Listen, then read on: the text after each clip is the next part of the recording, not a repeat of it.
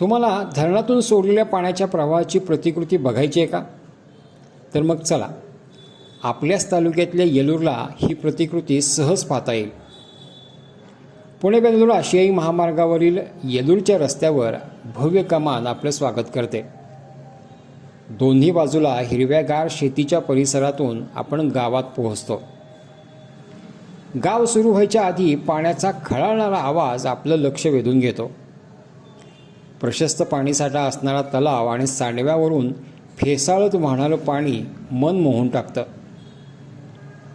जवळच्या इटकरे वशी या गावातील तलाव भरले की ओढ्याच्या माध्यमातून या तलावात पाणीसाठा होतो.